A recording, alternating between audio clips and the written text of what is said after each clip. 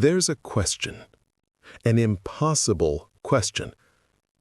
Can a crocodile love? I'm not talking about instinct or conditioning or tolerance. I'm talking about love. True love. The kind that chooses, the kind that stays, the kind that waits.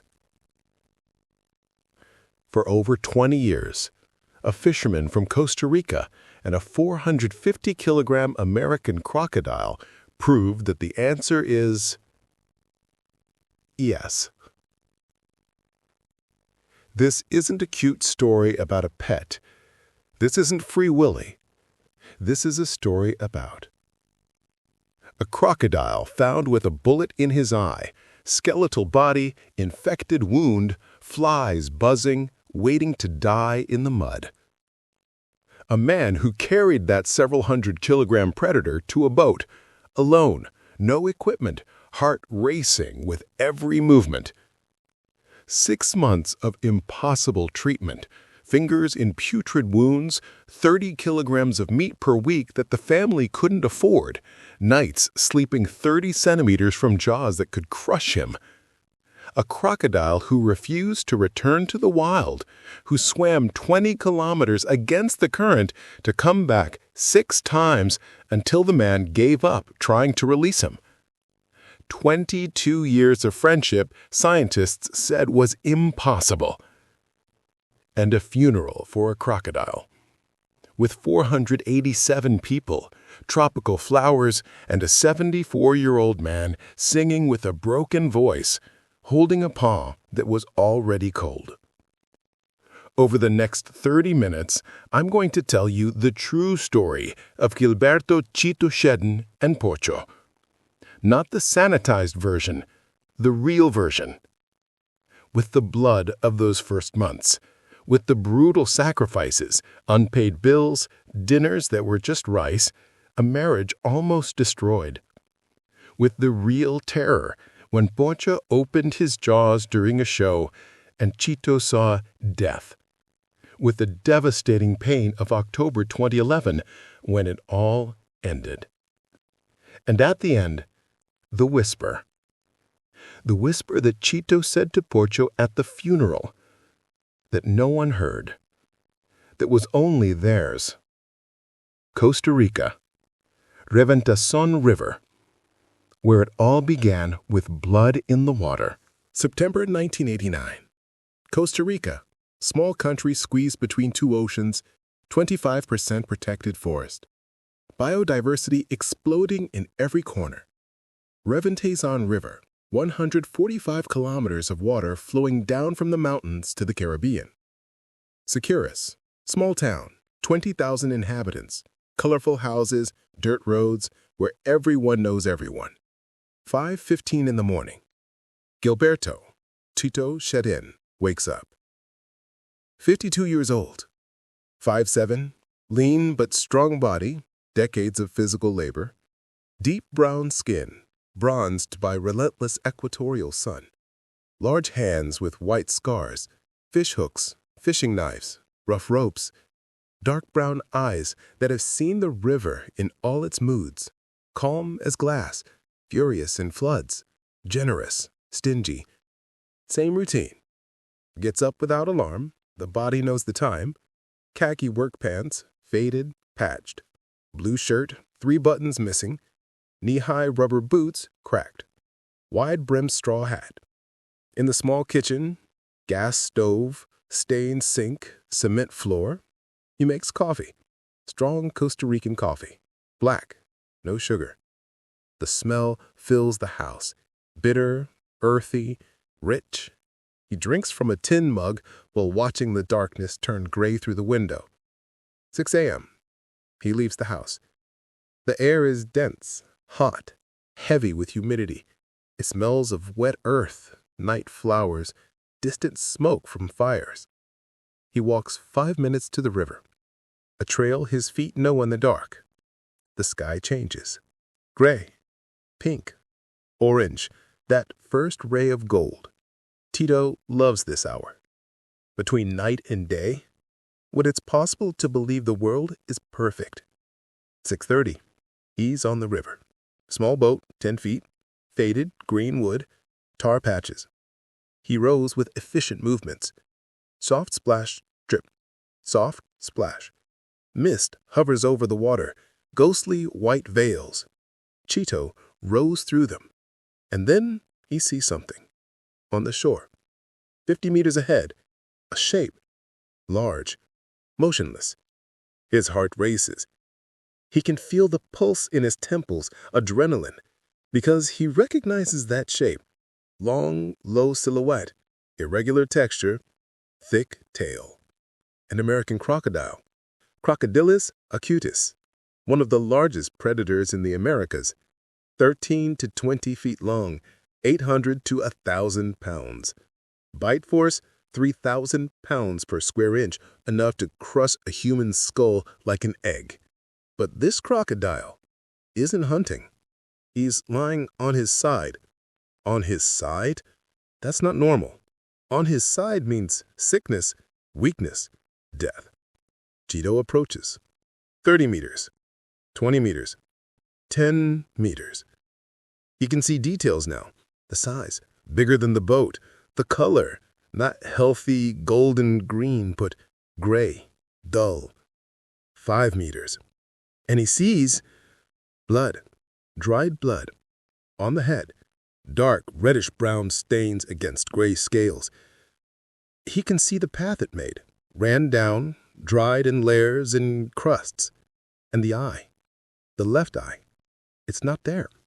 Where there should be an eye, a golden yellow orb, vertical pupil, a 200-million-year-old gaze.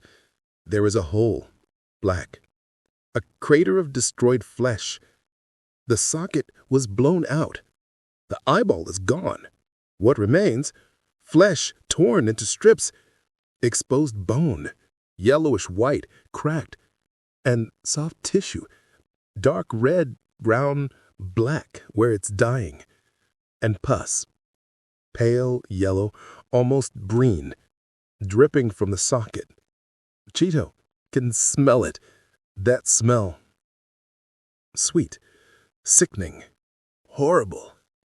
Rotting flesh, infection, death.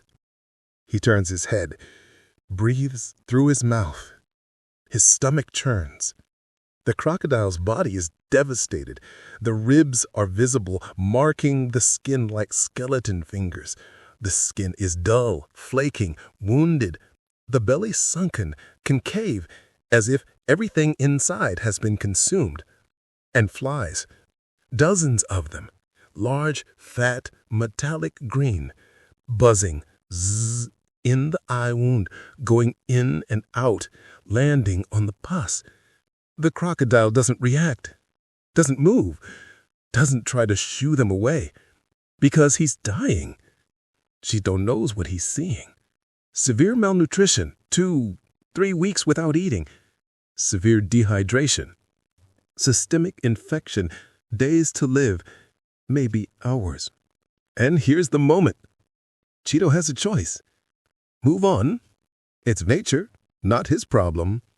Call authorities. They'll euthanize. End the suffering. Or, Chito doesn't see a monster. He sees a living being in pain. And something inside him says, I have to try. He's going to save this crocodile. But first, what happened? In the following weeks, Chito will discover. 2 weeks earlier, a pasture, farmer Don Rafael, cattle near the river.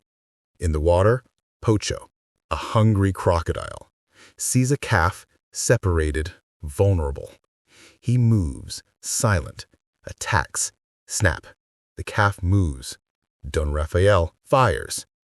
Bullet hits the eye. Explosion of pain. Eyeball explodes. Pocho flees. River turns red, and the suffering begins. Day 1, pain. Day 2, infection. Day 5, hunger. Day 14, knows he's dying. Drags himself to a shore, waits for death. But Chito comes. Back to the shore, 7 a.m. Chito faces an impossible problem. How to transport 1,000 pounds of crocodile, alone with risk of death? First, immobilize the head. Chito has rope in the boat. Thick, rough, strong. He approaches, slowly, speaks, low tone, soft. Easy, easy. 3 meters, 2 meters, 1 meter. Heart pounding. Thump, thump, thump, thump. Hands trembling. Extends his hand. Touches the snout. The skin is rough, like old leather, hot from the sun, dry. The crocodile doesn't react. Too weak. Works quickly. Wraps the rope with 3 turns. Ties. Secure knot. Jaws immobilized. Now the hard part. Boat 10 feet away. Crocodile 1,000 pounds. Chito 150 pounds. Math doesn't favor him. Uses oars as levers, ties rope to tail, and pulls. 4 inches. Pulls again. Muscles burning, hands slip, sweat drips. 15 minutes, 30 minutes, 45 minutes. Sun rises, heat increases, Chito's soaked, muscles shaking, but he continues. 1 hour later, the crocodile is in the boat.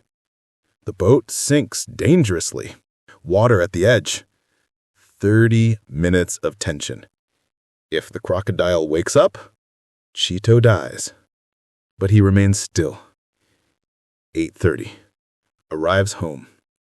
Neighbors see the crocodile.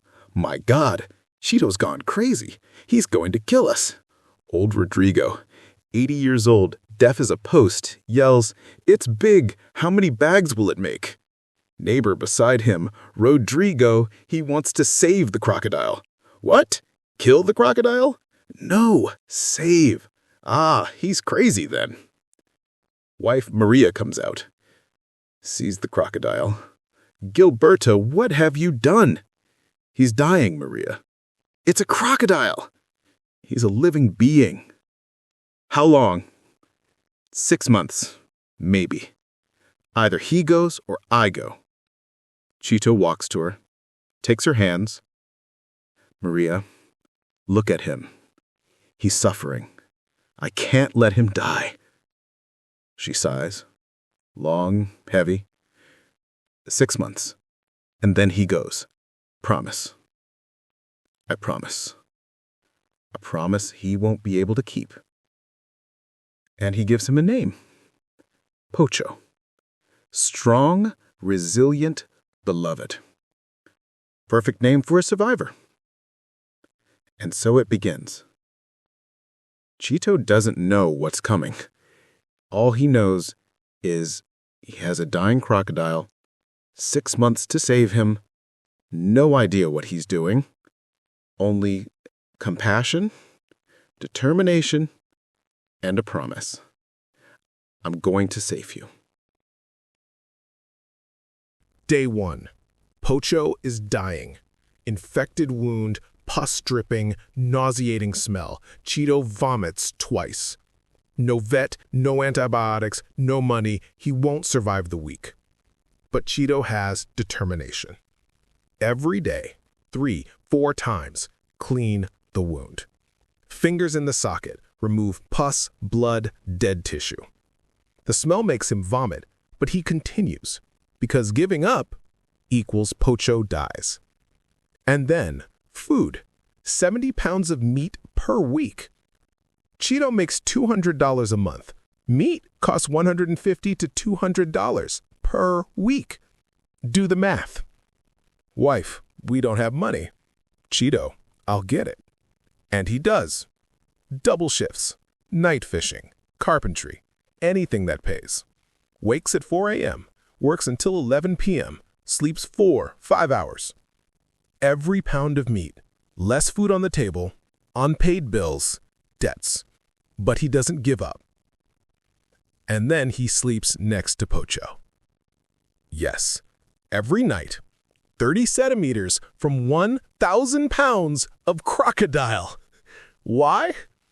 Pocho needs to know he's not alone. Experts would say suicide. One wrong move, and Chito dies. Week 1, barely moves. Week 2, wound cleans. Week 3, eats. Chito cries with relief. Week 4, lifts head when Chito approaches. Week 6, infection controlled. Week 8, gains weight. And something impossible. Pocho reacts to Chito. When he approaches, no aggression. When he speaks, listens. When he pets, relaxes. Neighbors are stunned, not normal, not natural. It's like Pocho knew. Chito saved him. Chito is safe. Month 2. Old Rodrigo, the deaf one, visits. Sees Pocho lying peacefully, Chito beside him petting. Rodrigo says, "Is he dead?" "No, Rodrigo, he's alive and well." "What?" "Alive, well." "Ah, you're crazy then." Chito laughs. For the first time in weeks, he laughs. It's ridiculous. It's impossible, but it's happening. Month 3, month 4, month 5. The ritual continues. Work, feed, clean, sit beside, talk, sing. Month 4, Maria watches from the window. Sees Chito sitting beside Pocho. Sees how Chito talks to him. Sees how Pocho listens. And she sees something else. Sees the happiness on her husband's face. A peace she hasn't seen in years. That afternoon, Maria leaves the house. Approaches the lake for the first time. Chito looks up. Surprised. "Maria, can I touch him?" Chito, even more surprised. "Are you sure?" Maria kneels, trembling hand, touches Pocho's head. The skin is rough, warm, alive. Pocho closes his eye. Contentment. Maria looks at Chito, tears in her eyes. "Okay, he can stay." Month 6. Pocho is recovered, healthy, strong. Wound healed, empty socket, permanent scar, but body in shape, 1,000 pounds of muscle, predator again. And Chito knows. Pocho deserves freedom. But there's a problem. Night before returning Pocho to the river, Chito can't sleep. Gets up at 2 a.m., goes to the lake, sits beside Pocho. And for the first time in 6 months, he questions himself. What if this is selfish? He thinks. What if he's happy here? What if returning him is worse? He looks at Pocho, that body he brought back from death, those 6 months of brutal sacrifice, and he feels something he didn't expect. Fear. Not fear of Pocho, fear of losing him. No, he says aloud. He has to be free. He's a wild animal. He has to go. But his heart says something else. And that night, Chito cries. For the first time since he found Pocho. He cries because he knows what he has to do, and it hurts. Next morning, loads Pocho into the boat for the last time. Rows back to the Reventazon River. Doesn't know it will change everything. Again. Because Pocho will choose. The journey is silent. Chito rows. Pocho calm. Chito whispers, "You're gonna be free. You're going back." But he's breaking apart. Reaches the shore, helps Pocho out, kneels, holds that head, looks into that eye. Go. You're free. Steps back. Returns to boat. Each step, agony. Tears flow, but doesn't look back. Sound of splash. Pocho enters the water. Swims. Disappears. Chito stays there, looking. 1 hour. 2. Returns home. Empty. A hole in his chest. Doesn't sleep. The space feels enormous. Next morning, Chito wakes. Hears something. From the lake. He runs. Pocho is there. Chito freezes. Shock. Joy. Relief. He runs. Pocho swims to him. He hugs him and cries. Not sadness. Gratitude. Pocho followed Chito, found the way, chose. The crocodile refused to leave. Chito tries again. 10 kilometers. Returns in 2 days. 20 kilometers. Returns in 3. Each goodbye torture, but Pocho always returns. Always.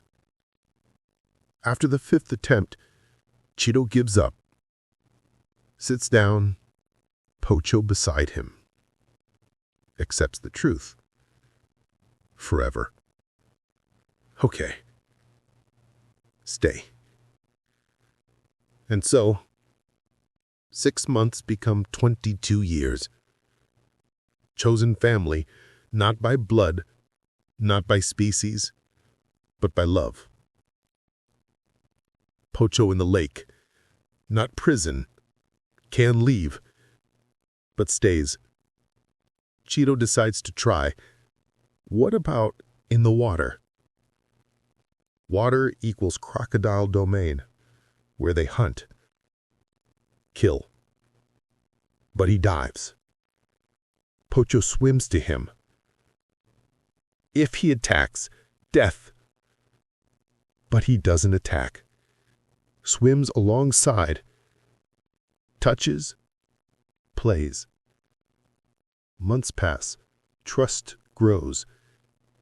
Chito does the impossible. Hugs underwater. Kisses him. Pets his belly. Swims on his back with Pocho. Places head in mouth. Yes. Head inside the mouth. 3,000 pounds of force. Teeth like knives. One movement, death. But in 22 years, Pocho never hurt Chito. Not once. Fame spreads. Tourists come. Journalists write. Goes viral. Chito, weekly shows to share. Show it's possible. Every week, Saturday, hundreds of people. Chito enters, calls, Pocho. Pocho swims. 30 minutes of magic. Audience, absolute silence. Wonder and terror. But it's not always perfect. During a show, Pocho is restless. Chito swims or he's back. Suddenly, Pocho turns. Mouth opens. Colossal jaws. Crowd screams. A child cries. For a fraction, Chito sees death. Sees the mouth, teeth, throat deep like a tunnel. Sees Maria a widow. Children fatherless. Sees everything. But doesn't flee. He speaks. Calm. Love. Pocho. Friend. It's me. Calm down. Mouth closes. Pocho leans against him, apologizing. Chito shakes all day. At night, how close he was. But the next morning, back to the lake. Years later, in an interview, they asked Chito, "Weren't you afraid?" Chito answers with a phrase that would become famous. True love is choosing to be there even when you're afraid. Because in the end, what matters isn't how long we live. It's who we choose to live with. Years pass. Chito ages. Pocho ages. Shows shorter. Pocho rests more. But connection only intensifies. Pocho, 20+ years since rescue. But hard life, injury, malnutrition left marks. Chito notices changes. Slower, eats less, sleeps more. Breathing different. He recognizes the signs. Time is running out. And then, October 2011. October 2011, rainy season, heavy air, dark clouds, as if the sky knew. Chito wakes. Something's wrong. Can't explain, just feels it. Weight in chest, not in stomach. Premonition. Body knows before mind. Gets dressed. Leaves. Walks. Usually sounds. Water. Pocho. But this morning, silence. Chito speeds up. No, please. Pocho isn't in his usual spot. I search. Each second, eternity. And he sees. Distant shore. Motionless shape. He runs. Legs stumble. Almost falls. Continues. Each step a prayer. Sleeping. Please, just sleeping. But deep down, he already knows. Arrives. Kneels. And confirms. Pocho died during the night. Trembling hand touches the skin, 1,000 times petted, but now different. Rigid, cold, lifeless. A sound comes out. Not a scream, not a sob. Primal, pure pain, uncontrollable grief. He hugs Pocho, enormous body, face against scales. And he cries. Cries like he hasn't in years. Cries until no more tears. Cries until voice is hoarse. Pocho, he whispers. My friend, my brother, don't leave me, please. He stays there, hours. Pets him, talks, tells stories, as if he could still hear. Says thank you for staying, thank you for 22 years. Says he's sorry, every impatience, every tired day. And says goodbye. Goodbye that breaks the heart. Neighbors find him, still hugging. Try to convince him to leave. He resists. He died alone. I should have been there. News spreads. People appear. Flowers, food, tears. Because Pocho wasn't just Chito's crocodile. He was part of the town, a legend, beloved. And an idea is born. A public funeral for a crocodile. 3 days later, Pocho's funeral. 487 people attend. Families, children, tourists, journalists. Siquires has never seen this. Pocho's body, place of honor. Flowers, hundreds, white, yellow, red, an explosion of color. People in line, final respects. They touch, they look crying. Parents lift children, whisper stories. And then, the moment. Chito approaches, visibly aged, 10 years in 3 days. Pale face, red eyes. Walks slowly, knees tremble, almost faints, but arrives. Kneels, holds the paw, friend's hand. Fingers intertwined with claws, and he begins to sing.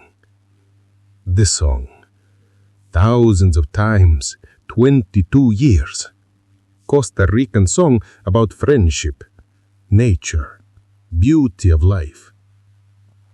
Voice breaks each verse, tears flow, but continues. Last thing he can do, last song. Adios, amigo mío. The crowd cries. Tough men cry like children, women embrace, children hide faces. Gracias por todo, Chito squeezes toe, forehead to cold body. Te llevo en mi corazón. Chito kisses Pocho on the head, where he always kissed, and whispers something. No one hears, only theirs, and stands up, staggering, supported. He is led away, leaving the body 22 years. That moment summed up everything. Old man singing to a crocodile. Last song. It was love. Pure, simple, transcending species, transcending logic, transcending death. Because love doesn't end when the heart stops. First months, hardest. Chito, deep depression. Every morning he'd wake, forget, get up for the lake, to feed, to swim. Then remember, pain returns, fresh. Lake empty, no life. Months without looking, too painful. Family worried, tried to help, but what to say? Lost weight, aged, sadness in eyes, light gone. Slowly came out of darkness, not because pain lessened, never would, but realized responsibility, honor the memory. Chito, Conservation Ambassador. Lectures, schools, universities, conferences. Message? Animals are complex. They deserve respect. They deserve love. But always clear. Don't try this. It was unique. Once in a lifetime. And he was right. Attempts failed. Some tragic. Pocho embalmed. Siquires Museum. Permanent. Chito visits. Regularly. Stands beside. Talks, like always. What did we learn? Compassion. See beyond fear. Patience. 6 months treatment. 22 years friendship. Valuable things. Time. Courage. Sleep beside death. Swim with predator. Love despite danger. And pain. Because there's no love without risk of pain. They asked Chito, was it worth it? 22 years for suffering? Answer always same. Every moment was worth it. The pain of loss is proof of the love we shared. I wouldn't trade those 22 years for anything. The question was, can a crocodile love? For 22 years, Chito and Pocho proved yes. And in doing so, they showed love knows no boundaries. Friendship can bloom in the most unlikely places. A predator can have a heart, and a simple man can witness a miracle. Today, if you go to Secures, you can visit Pocho, see the lake, hear stories, and if you're lucky, see Chito, an old man who visits his friend, who talks to him, who sings. This was the story of Chito and Pocho, fisherman and crocodile, man and predator. Two friends, impossible friendship that happened. If this story touched you, if you cried, if you see the world differently now, share it. Share with someone who needs to believe in the impossible. Share with someone who loves animals. Share with someone who needs to know love has no limits. And subscribe. There are more stories. Stories that will break your heart and then heal it. Thank you for listening. Remember, love knows no species.